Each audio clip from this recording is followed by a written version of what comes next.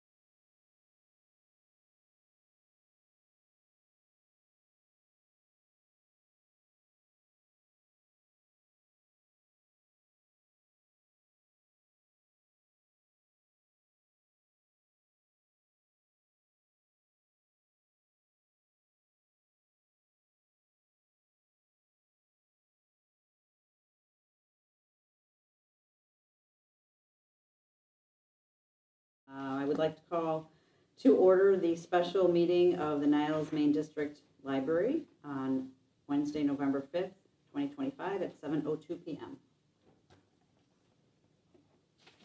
Okay. Trustee Schiller? Here. Trustee Schoenfeld, sorry, I That's got okay. lost in thought for a second. Secretary Toy? Here.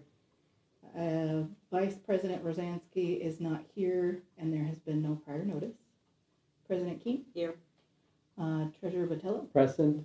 And Trustee Kadir? Here.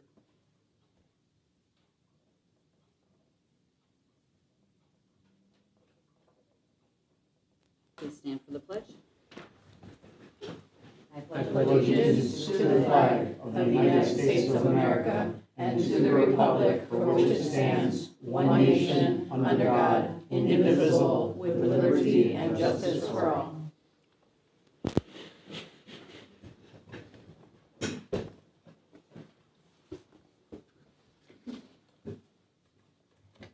I don't see anyone signed up for public comment. Okay. Would anyone here like to make public comment?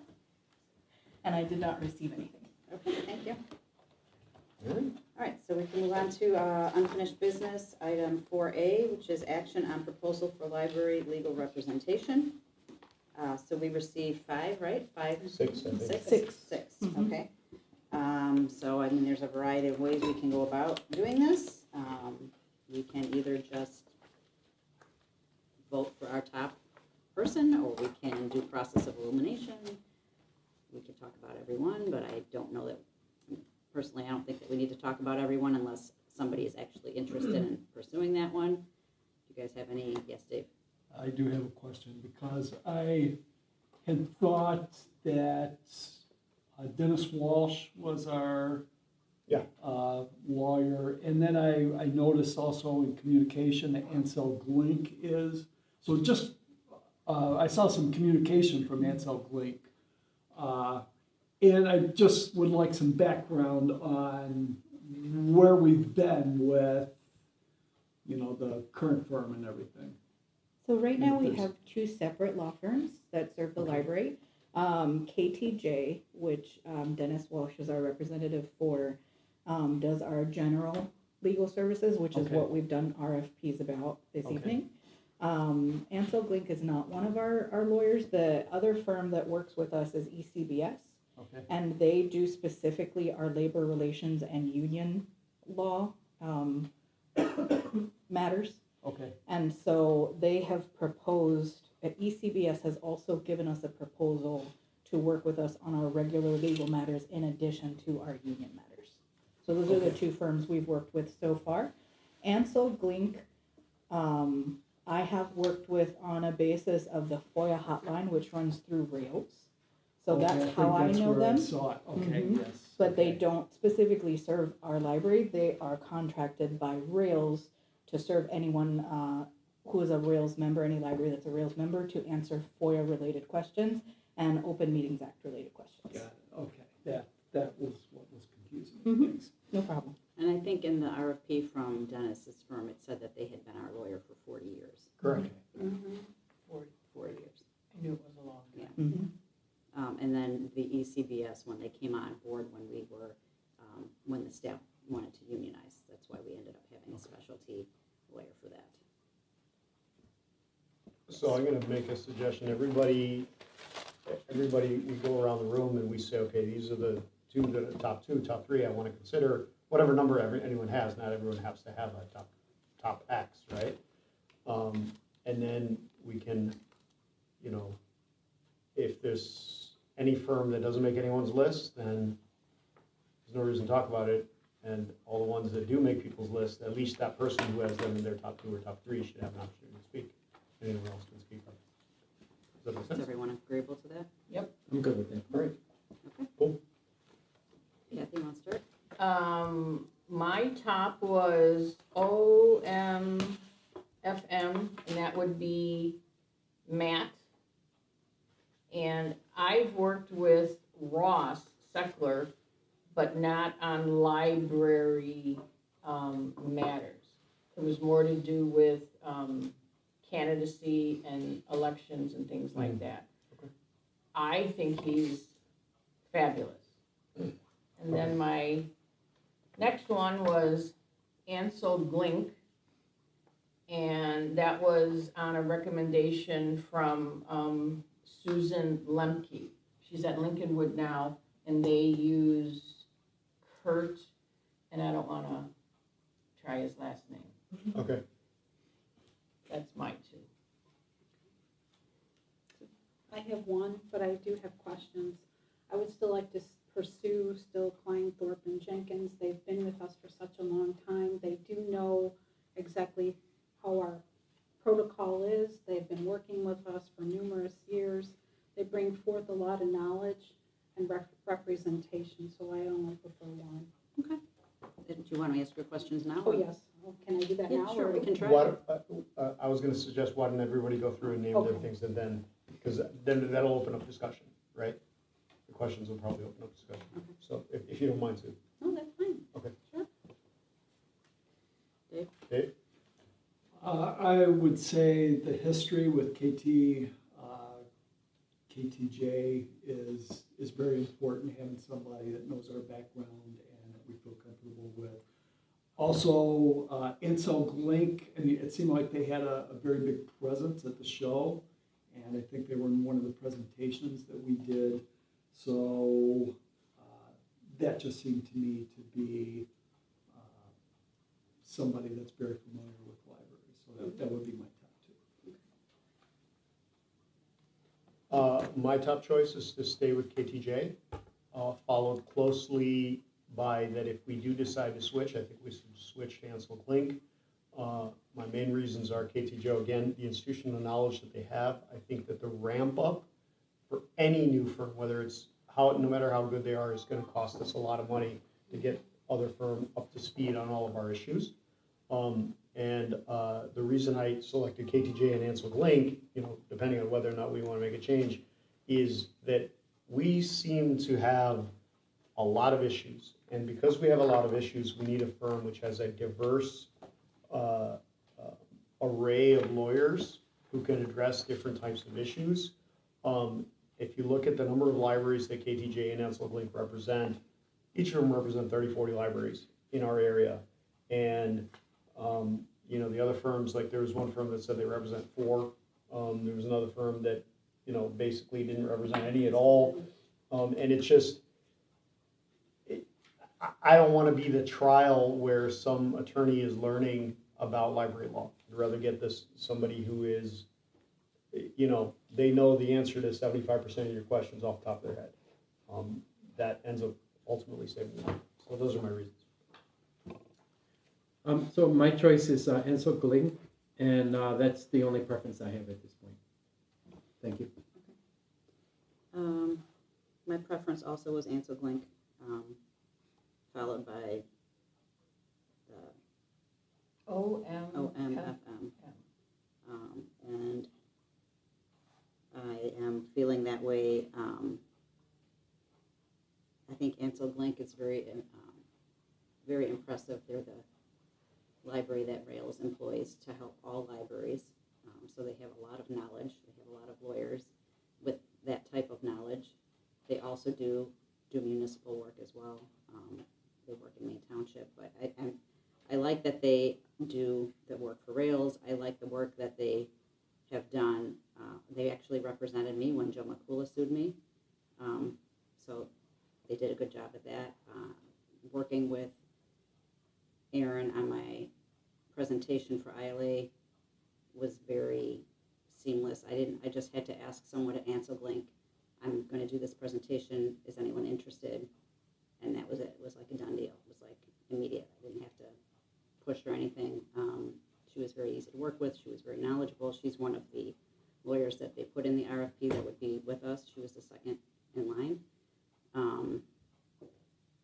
And they have a lot of library clients. They come with good recommendations. Lincolnwood, not only did Susan recommend her, but I shared with you all that their board president also highly recommended her. I did contact Northbrook, and that board said that they didn't have a lot of experience, that their staff is the ones that work with the lawyer, which is maybe a little message for us.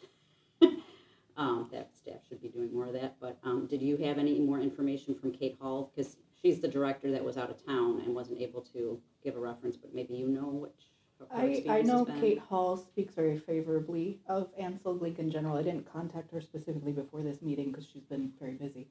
I have heard really good things about Ansel Glink myself, and having worked with them on the FOIA hotline and the OMA hotline, I have positive experience there.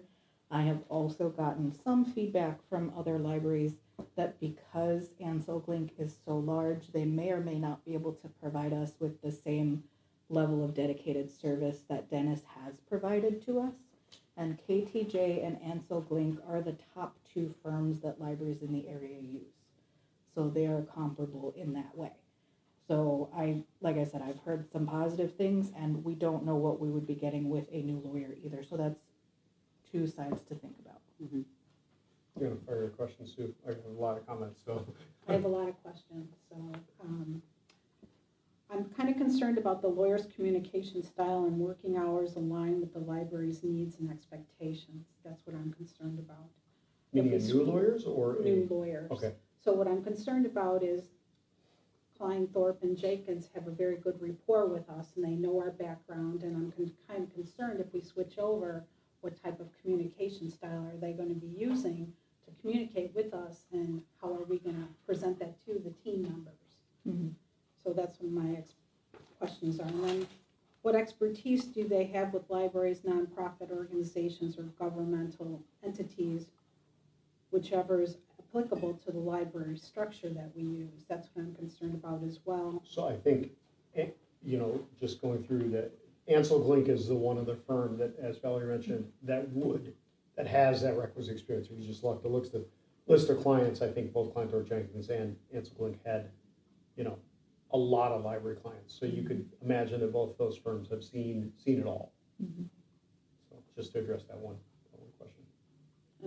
And a lot of issues here is what we recommend for approach or strategy for resolving issues as well too. So I'm concerned about that, if the structure that we're going to be presenting, if we have some type of issue, how are we going to actually litigate that to actually move forward? I'm not sure what you mean. Meaning, like, if we have a situation with an employee or disgruntled patron, What's the strategy? what's I the think is strategy are we like- going to be using to? To contact a lawyer, or No, what's a no. lawyer gonna So be doing? Dennis specified, if I can rephrase what you're asking, I think I know what you're asking. Dennis specified that, look, my goal is to avoid litigation. I try to give proactive advice to avoid litigation, to put the library in a position where you're not gonna be sued, where you're not gonna have conflicts, et cetera. And I guess Sue's concern, if I'm understanding you correctly, is if we were to switch to a new firm, how do we know that that new firm is going to take a similar approach? Is that Is what it you're trying not to ask? stated in their RFPs? A lot of them did say those types of things. Yeah, I don't There was not a remember lot it. of clarity in some of them. Dennis was very clear Okay. about that. And I know this from, again, being a lawyer in practice. There are some lawyers who are very client-driven, that they ask you what you want, and then they approach it the way you want to do it. And then there are other lawyers, I'm involved in a lawsuit right now, where we feel very strongly that the lawyers are telling the clients, this is what you should do, and the clients are going along with it, to their own detriment, basically wasting a whole bunch of money on litigation that is lining the lawyer's pockets and not really doing anything for the client. I'm not going to get into details for that, but there are a lot of law firms that do operate like that. We are the law firm, we are the lawyers, we know best, and we're going to push you until you agree with us. And so I guess that's probably the concern you're expressing. But not only that, though, too, the quick responses to our inquiries as well. How fast are they going to get back to us in terms of our questions and concerns? So can I segue off of these points? So the reason I have a preference for KTJ over Ansel Glink, not that if we did not have a law firm, we were a brand new library that never had any legal representation before for whatever reason, then I think that I don't have any preference one way or the other, and the fact that Ansel Glink represents Rails oh, wow, okay, cool, there would be a great choice. But because we've been with KTJ so long, KTJ knows our history. Dennis Walsh specifically has represented us, at least since I've been on this board, the first time and the second time. And I imagine a lot longer than that, from what I understand. I guess Patty would be the longest standing, she would know, but I can go back to when I started in Uh-huh. 99. He represented. us. okay, so Dennis Walsh has at least 26 years, going on 27 next year, of knowing everything ups and downs at this library, where the history has come, where it's gone, et cetera. And that kind of knowledge, and I can speak from personal experience as a lawyer representing new clients and existing clients, that that kind of knowledge is not easily replaced. So it doesn't matter the talent level of the lawyer. I can tell you this because I've had deals where, the person who bought patents off my clients wanted to have their own lawyers to do it. And I sit down with the lawyers and I say, hey, we need to do this, this, this, this, and this. And then I sit back because somebody else is handling the case now, and I see they ignored half of my advice and end up getting a poor result. Not because that lawyer's not competent, that lawyer's not really good, but that lawyer doesn't know what I was thinking when I did this. And so similarly, any new lawyer who we would take on would have a certain ramp up time to try to understand what is our philosophy, to try to understand all of these things, which is going to end up costing us more money and causing us to get possibly less than 100% adequate representation initially. Not the lawyer's fault, not the fault of their competence, but just based on the lack of institutional knowledge. Now, if Valerie had serious issues with Dennis, which from what I understand you don't, I do not. if Valerie had serious issues with Dennis, then I'd say absolutely. If you got serious issues with a lawyer, you make a switch. But I don't see the benefit, and I see great potential risk, the way both Sue and Dave pointed out, in making a switch for the sake of making a switch to try something new. I think that's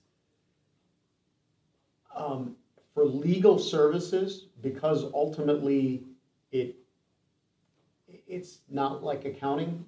It's not like other fields where there's a lot of discretionary. You go to the lawyer because there's some ambiguity in terms of how exactly you need to do this. There's not always a clear-cut answer. And I think that the knowledge that the firm has serves us well. That said, Dennis Walsh has told us that he's been doing this for 40 years. Put a lower limit on his age based on that. I imagine he's probably going to retire pretty soon. I do think absolutely that when he does retire, we shouldn't automatically just stay on with the firm, that we should at that point reconsider. But so long as he's around, unless we have issues with him, my feeling is that we would be better served not to make a change just for the sake of making a change. Now, if there are other reasons to make a change, then absolutely. But that's my take. My experience with Dennis since I've been president is fabulous. He's available at the drop of a hat. My experience on the board before I was president was not good.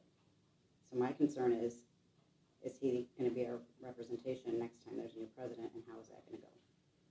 When I think about the meetings that we had downstairs on a stage, and he sat next to Carolyn and whispered in her ear so that no one else could hear, that I doesn't sit well with me. get that. Also, Okay. the lawyer that they used to do the FOIAs, that redacted everything, or denied things, that we had to send to wherever we sent them, PAC. not okay.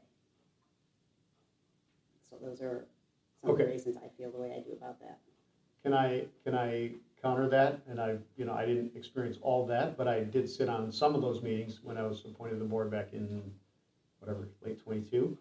21, 22, I don't remember anymore.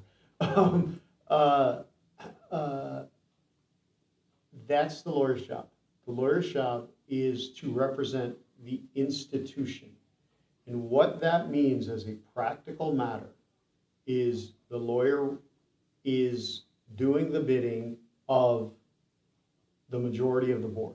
When the board doesn't have a majority, as was the case in that situation, then the lawyer is doing the bidding of essentially the president of the board, the prior majority, that you establish a continuity. The only thing that Dennis and KTJ could have done in that situation is said, we are not comfortable with this, we withdraw our representation. That was the only option they had. Otherwise, they had a fiduciary duty to do exactly what. Yeah. No. Yeah. I thought that's an OMA right there, cut and dry. And And not from council. to my knowledge, their firm has one of the highest OMA violations out there. If that's the case, that's news to me. If you think that, I'm not aware of that. I have not I think researched that is that. so correct. don't I think we got that information. I got that information from someone.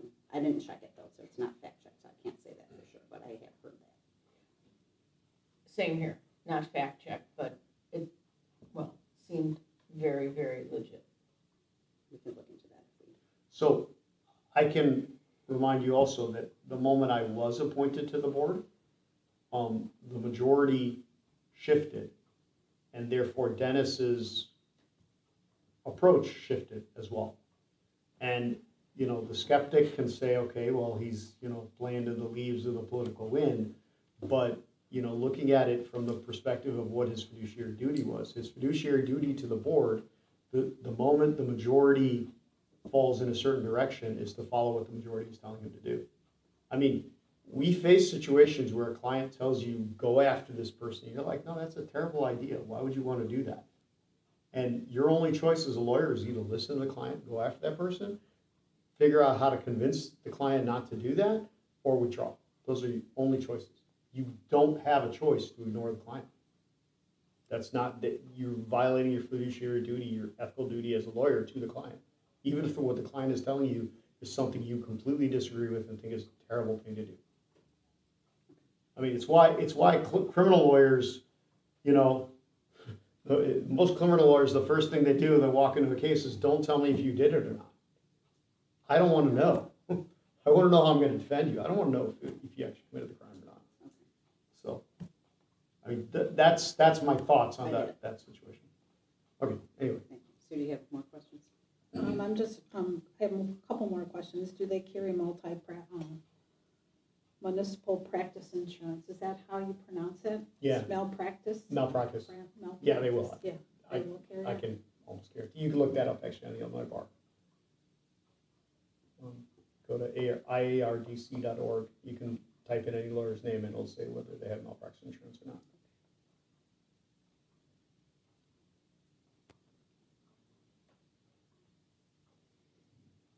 I don't have my phone with me, but I'm 99.9% sure the Hansel have malpractice insurance. I would imagine so. That would just make sense. I do. I'm a sole practitioner, so I think a big anybody firm like that would, is yeah. certainly go to. I can go on and on, but no, that's okay. Okay. So, Roberta, do you have anything you want to? No, I've made up my decision on who I'm going to support. so I want to add that if we switch to anybody, I'm totally fine with switching Hansel and Glenn. I just don't believe that it's necessary to switch at this point in time. That's what I'm trying to convey. And I think that it would hurt us in the short term in terms of raising our legal fees and potentially, until that new firm got fully up to speed, would potentially get us we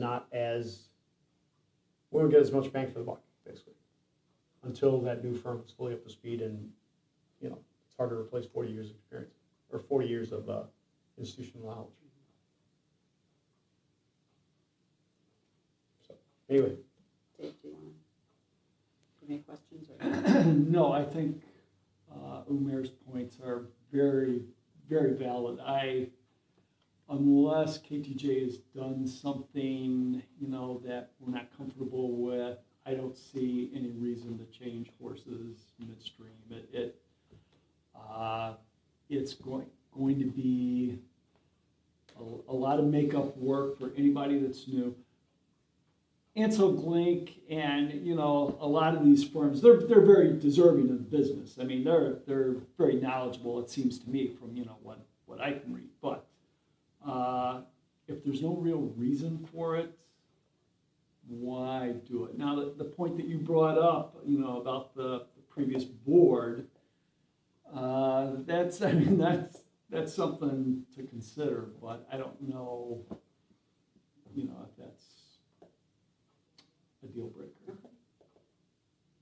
But I think Kumar has some valid points there. Thank you. Are we ready for a vote then, I guess? I am. Okay, so do we need, somebody needs to make a motion for one of the firms, if you wanna. I move to approve KTJ I'll for second. the next, to continue representation. Feeling this is gonna be interesting.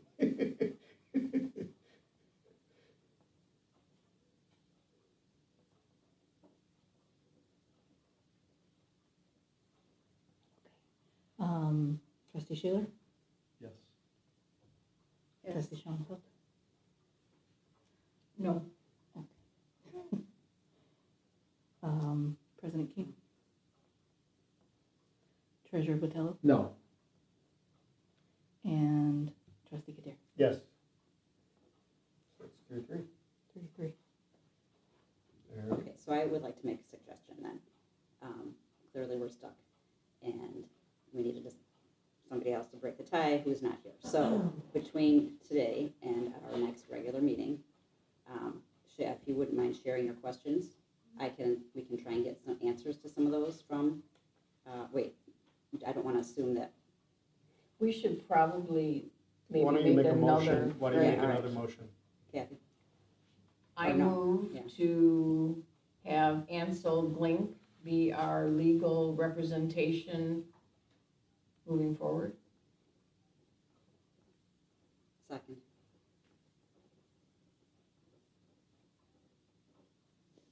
Trustee Shealer? No. Trustee Schoenfeld? No. Secretary Toy? Yes. President King? Yes. Treasurer Botello? Yes. Trustee Kadir? No.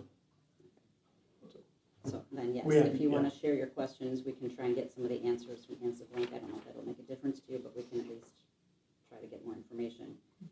And then we will have to vote again at the next meeting. Can we postpone this? I'm going to be absent for the next meeting, so can we postpone this until the December meeting? I don't know about that. I mean, if- Then you already know how the vote goes, right? If Well- I'm not there, so. I don't know. I don't see why we should delay, honestly. I mean, are we gonna wait for an opportunity for our absent trustee to cast the vote? Well, she would cast it at the next regular meeting. Okay. Anyway, I mean, beyond that, I don't see a reason to delay it any further. Because Nice. ultimately, she's the deciding vote, right? Right, but if Emeritus, his vote doesn't count the next. yeah, my vote doesn't count. for the next My meeting. suggestion is to delay it until January then, if we don't have a rush on this, so that all trustees can be present. He would be present in December. Yeah, it'd be Oh, you President said you would be, Yeah, okay. yeah, I'll be here. I mean, I'm sorry, was Yeah, my yeah, understanding. yeah. You wouldn't be, you're Sorry, I not gonna be in misunderstood a that. week or Yeah, I 2 have, weeks, I have whatever. another commitment, I have Oh. another commitment that evening, so. Is everyone gonna be here in December? What do they say, God willing, the creek doesn't rise? Yeah. That's right, that's right. The that's Des Plaines from River Mom. doesn't, the Des Plaines River doesn't Yeah. rise, right? Becky, I would suggest doing it in January. Why? Because the fact that if the uncertainty of trustees not being a part of it, or Well, we something could that- always vote to punt it. I think it would make sense to finalize in December, because then you would bring on the new firm starting in January, right? If there is a change. So, Does anyone have a problem delaying till, December? I'm not loving it, but I'll work with you. I don't see a need for us to delay it any further. I would prefer that we move on and wait for the deciding vote. You mean just So have what- her cast her own, just her cast and no one else? Or just everyone recast next time? Well, we would have to, whoever's present at the next We have meeting, to vote again. that's when we vote, regardless of who's here or not. Because, I mean, ultimately, that's how it works. If you want to if you value your vote, you show up. If you can't, then you miss out. Right? I mean, that's the reality. Unless it's like, I don't know what you have, but I mean, if it's a vacation that's been planned or something, then that's not really. Right, I mean, but, yeah, I mean, these are the tough choices that we make as trustees. So, I'm okay waiting till December.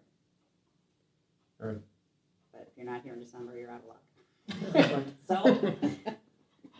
that's how I feel. That's one person, but, yes. Can you move to delay it? Do we need to you table Yeah. it? Yeah. Okay, I motion to table the vote to our December regular board meeting. I second. All in favor? Aye. Anyone opposed? Passes. Then we are on to item 4B, action on proposal for marketing assessment services.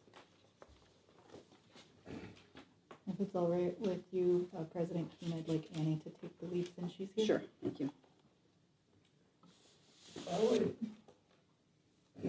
Were there any specific questions that you had that I can address, or would you like me to just talk?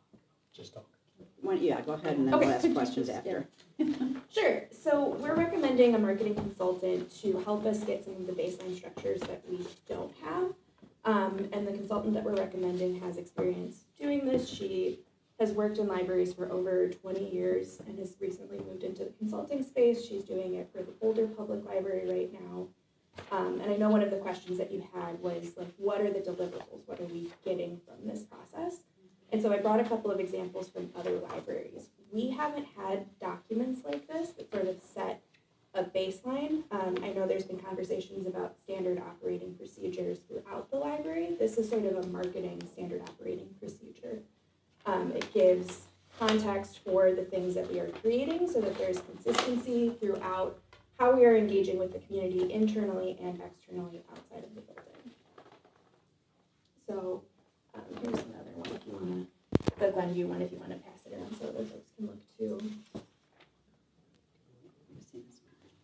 So having these as a baseline will allow us to sort of keep consistency and engage our patrons in different ways so that they recognize the library as a brand.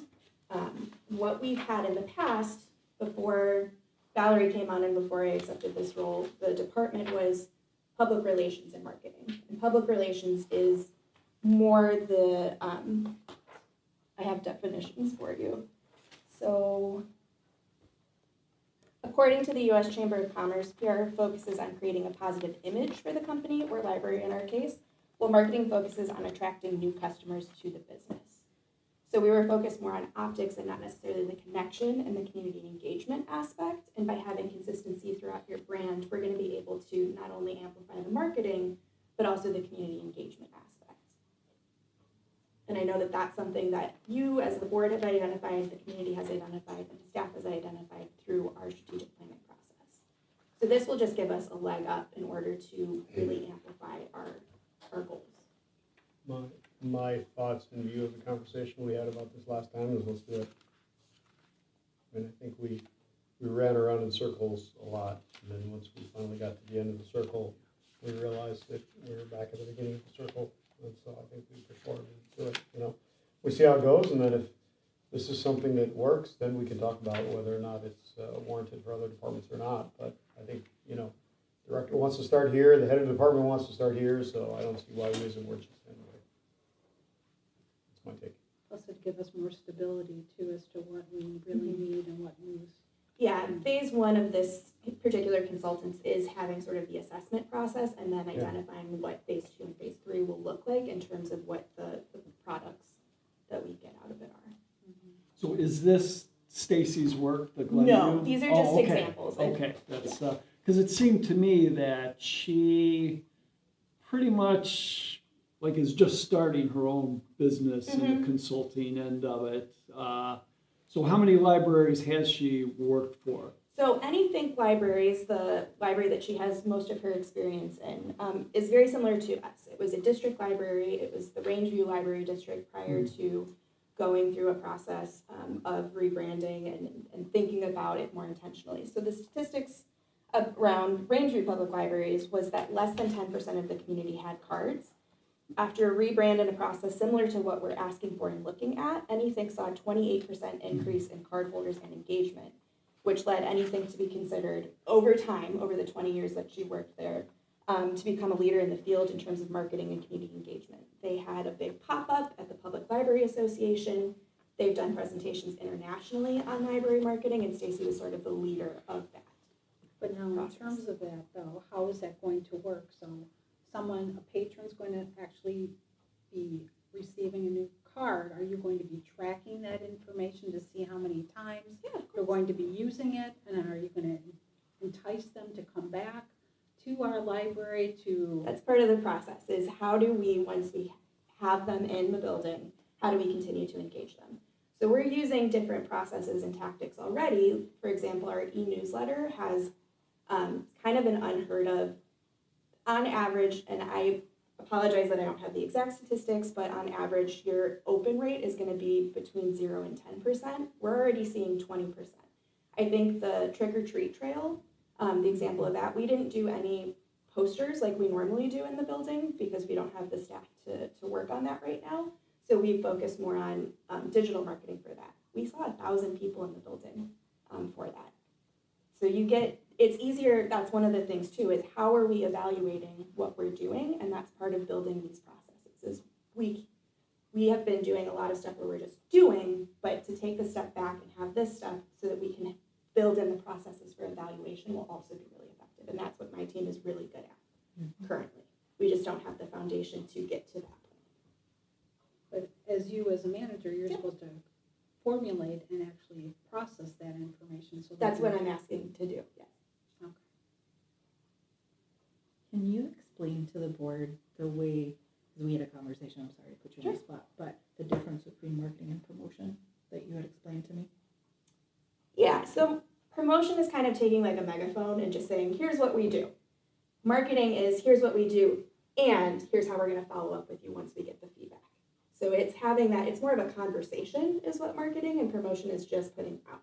And we want people to have that back and forth, that return on investment, for them to see why the library is valuable to them and the relevance to their lives. Just saying what we do doesn't really give us the feedback for that evaluation aspect. And having sort of the baseline so that we can do those evaluations is going to be incredibly helpful. I have a question. Yeah. So there was a three step or three separate parts to this plan. And it says, I think, that after the first part is complete, it's kind of going to be like an assessment of, do we continue with this or do we not? So is that up to us and Stacy, or one or the other, or even if she's gung ho and we're like, yeah, maybe this is not what we thought it's going to be, or we don't want to continue, can we make that decision at that time? Yes. So the way that it is written in the proposal is the deliverable is a marketing assessment report and actionable insights and recommendations. So that first chunk, it will take 6 to 8 weeks. And then the checkpoint says decision on continuation to phase 2 and 3 after presentation of findings. So we could technically stop at phase 1 and just have spent estimated total $10,000. Yes. May I ask a question? Annie, are you, with regards to cost, it does indicate that this is an estimate of cost within the 3 phases. Do you have any idea what the cost would be if we do move on to phase 2 or 3? So her breakdown of the costs of service, phase 1 would be $8,000 for personnel, $200 for materials, and $2,000 for travel. That's another benefit of this particular consultant over the other ones. There was only one that was reasonably local. None of the other ones actually wanted to come to the community to do the evaluation process in person. It wasn't listed out in there as far as expenses go. So that phase 1 is listed at estimated total of $10,000. Phase 2 has an estimated total of 12, and phase 3 also had an estimated total of 12. Right, I see that, but what I'm asking is, typically on estimates, there may be a clause that says our estimate will not increase by 20% or 15% or whatever. Like- Are you familiar Either with way. a range on how much it may increase? I am not. But in that process, we can say yes or no to whatever. That's where that checkpoint comes in, is to see what we actually need. And then we can get another estimate for phase 2 or 3, depending on, my recommendation would be to go through with phase 1 and then we can reevaluate. So at this, okay. Just to give scope to the range of what the 4 proposals we got. The first one was 18,000, but that person didn't have much experience in doing this in particular. Looking at her website, it was more working one-on-one or with businesses. This is the only one that had direct library experience that is current. The next one was 30,000 more, and then the next one was 5 times what we had budgeted for this. So we have budgeted in this fiscal year $35,000 for this project overall. So that is already in our budget, and I think what I understand and what I agree with is that after phase 1, to answer Roberto's question, we will have a better idea of what potential increase in cost might be based on the projected costs right now in the proposal. We would need to have them come assess us first before we can say whether there might be a 10, 25, or 0% increase related to these estimated costs. There's also an opportunity that the estimated cost is less too. Which would be great. When the board does also have the opportunity, whenever you do vote on potentially phases 2 or 3, to set your own upward limit, and then we could work with the vendor to determine which of their actionable items we want them to work on within that cost limitation. But we did budget $35,000 for this project for this fiscal year. Annie, I have some follow-up questions. There was a reference made to the e-newsletter that has been started. How did that come about, and who's running that? So that has been, we've had an e-newsletter in the past. Given the staffing, I think it kind of fell off the radar. We had identified, or the prior staffing had identified a new platform to use. And so when Todd joined the team as our digital resource librarian, he took that aspect over. And so that's been a collaboration between the team and community engagement and marketing. And Todd's the one that is the point person on it. Well, thank you. And I want to applaud your team for putting this together. I think it's been extremely successful. I know it's helped me find out about from my neighbors. Yep. They'll see me in the neighborhood and they're like, hey, I got the email and I know what's going on over there. So, meaning the library. And so I'm very pleased that something like this. Now, I see a lot of opportunities, and I've heard many staff across the board share their suggestions on how marketing could improve. And I'll just, for a point of reference, I know that we have been working with the Niles Chamber of Commerce, and I've attended some of those events. And I find a lot of value on what you mentioned with regards to marketing, which is a conversation. It means that when we have those one-on-one opportunities for us to promote the services. So a proposal like this, however that comes about, it seems to me that it would ultimately come back to you're going to need human people, Absolutely, right? yep. People to deliver on implementing whatever proposals come about. So at this point, I'm seeing $34,000. Clearly, that may not be a sufficient amount to bring even one person to help you, but at least the money is budgeted for. Given all the conversations again and all the suggestions that I've heard, knowing your ability, knowing your team's ability, I have confidence that if we can support you with potentially hiring to implement some of those ideas that have been mentioned, I would be in favor of supporting initiative to bring in an actual person to help you out. Consultants are wonderful, but again, I've heard many wonderful ideas, and I'm going to give kudos to your team again, Sure. because that Halloween program that you put out, the e-newsletter, you're doing a lot of things right now with the limited resources. Mhm. And I could imagine that even one more person would help a great deal. I think it's a yes and. I think having a marketing consultant right now, we have so many things that it's sort of like a hamster wheel. If we had the baseline, if we had these documents, we could also, some of the things that take up a lot of time but are easier. Like if we had this is what an end cap template looks like. It ends up being sort of a cycle where we have to kind of stop what we're doing, take the step back, do that. But if it's something that other staff that are more involved in the process with the collections were able to do, but we had a template for it, that's something that could save a lot of time too. So essentially, it's helping people do their jobs better so that Yes. it's effectively adding a person without adding a person. Yes.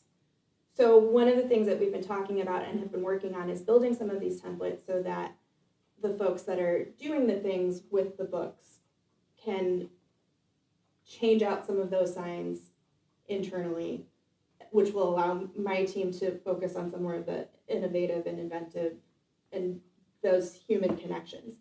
I think it's sort of a yes and, because just having another body isn't going to make a difference. We have to have intention with what that is, and I think going through phase 1 will help us identify what those new roles need to be. I think it will need to be both, but this will help us budget for that in the future.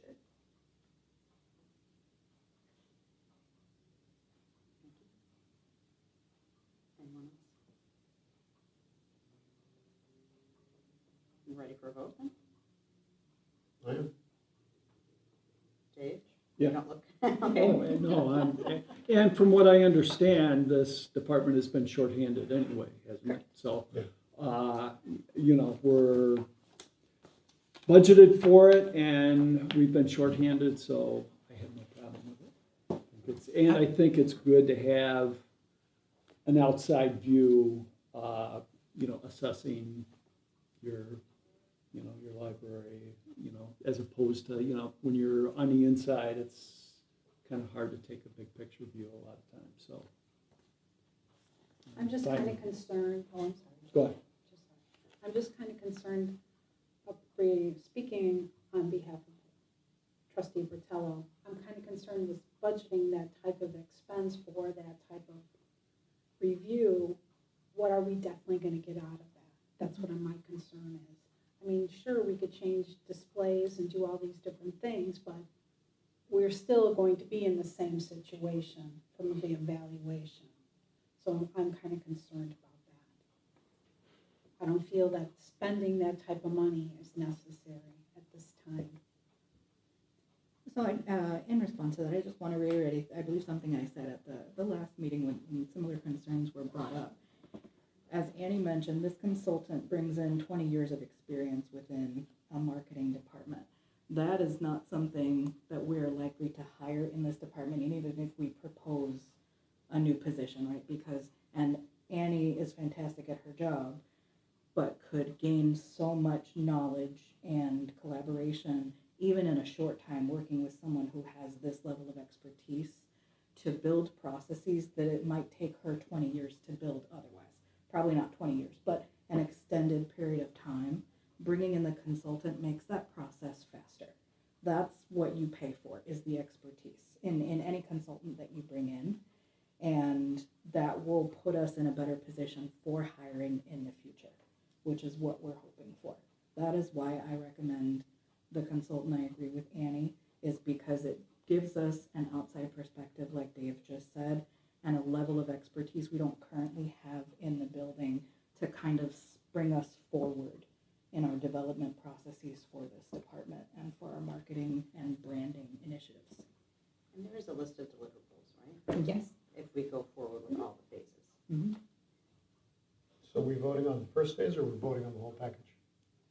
Well, I think that the whole package, Yeah. because it's stated in there that after the first phase, we Yeah. can, you know, it's. Okay, got it. I would like to make an amendment that we vote only on phase one, and leave phase 2 and 3 open again for another discussion. Because it's not clear to me, we're gonna be given an opportunity to decide, but then President King, I didn't hear an answer in terms of like, who was gonna decide? Who's gonna It's a decide whether? conversation. Right, but ultimately, does the board decide or does the director decide? So if we move forward, if we vote to go to approve this, then we will go to a contract, correct? There would be a contract and it would be stated within that.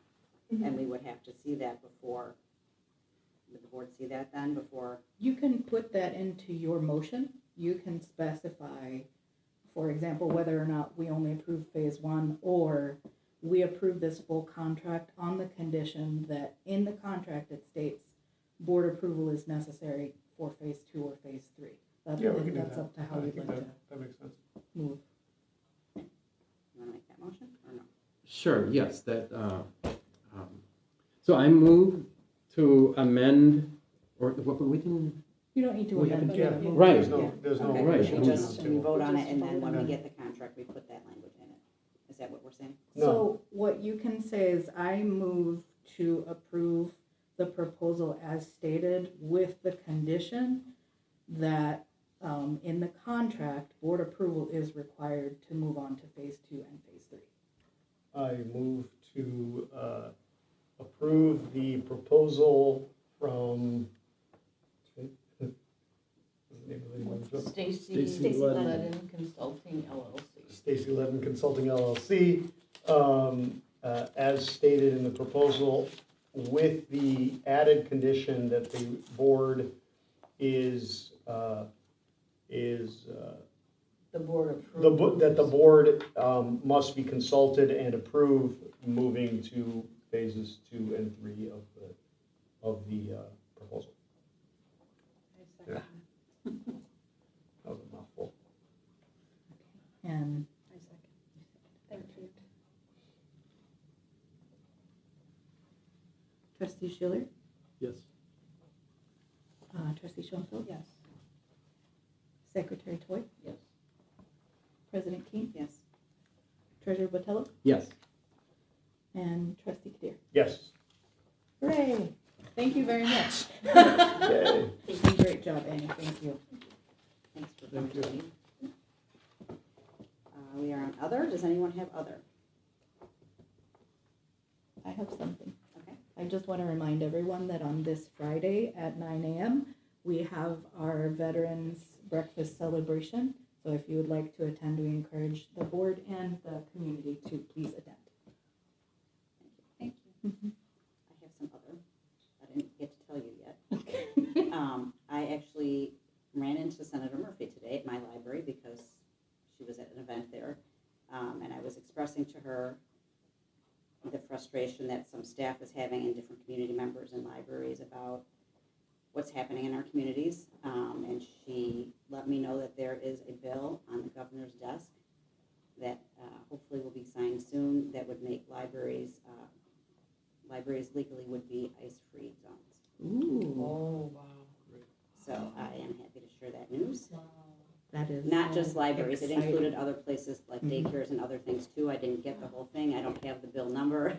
Yeah. But she and I sat down to talk about, like what kind of things can we do. That's cool. There are many Is it things that we cannot enforceable? do as a That's library.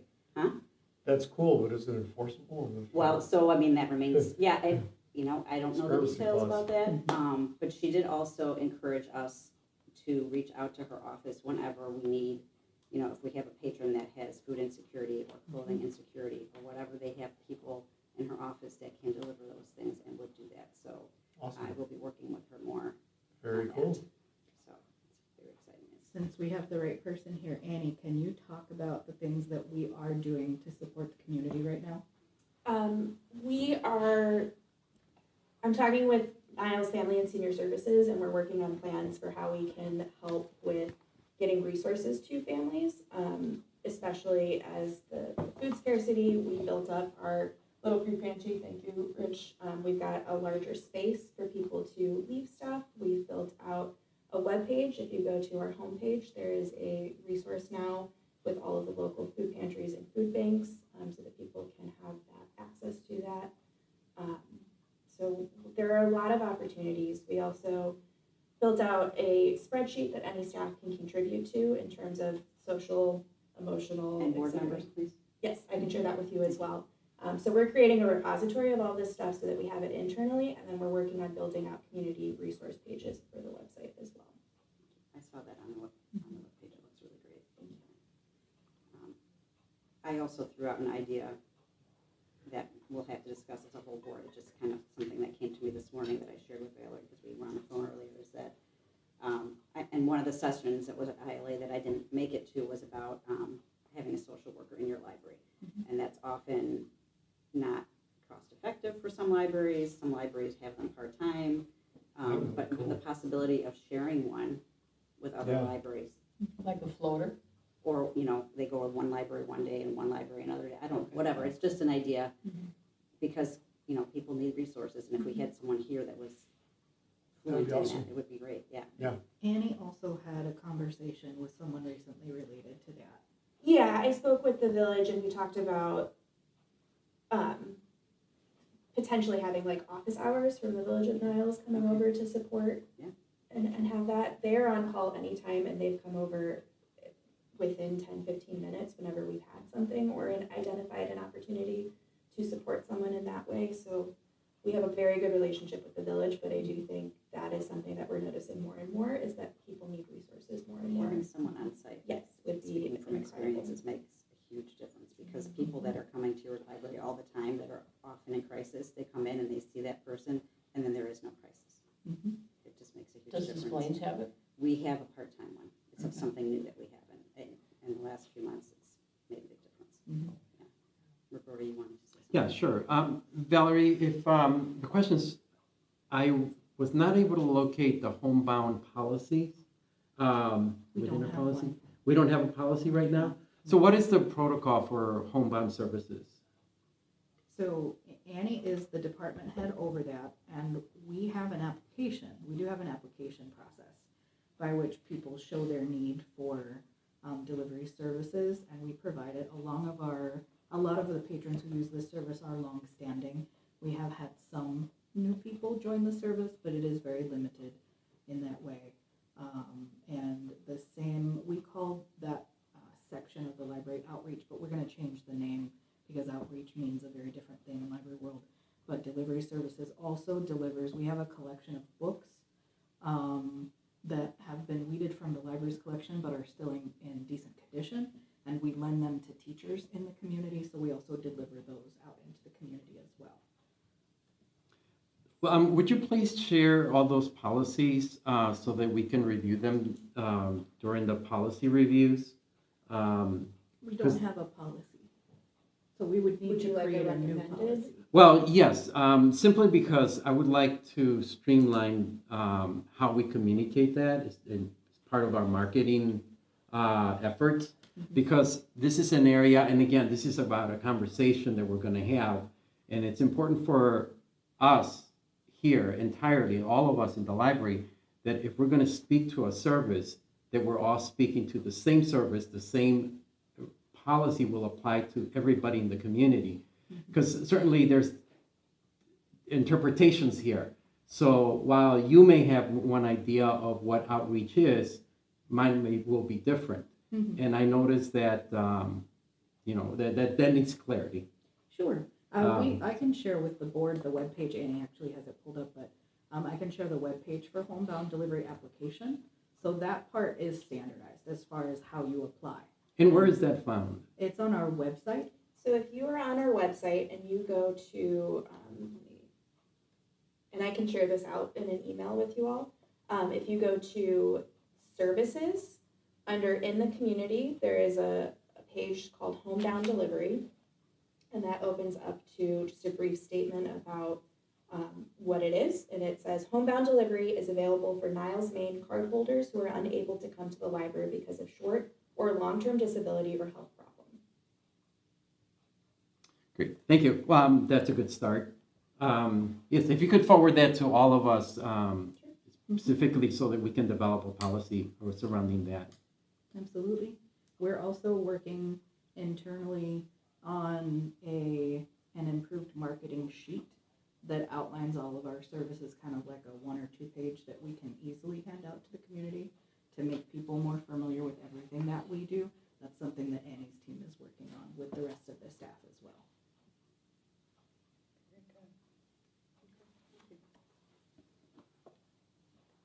Any other? Is there a motion to adjourn? Move to adjourn. Second. All in favor? Aye. 8:03. Woo-hoo! I have all my questions here, I typed it, but I have also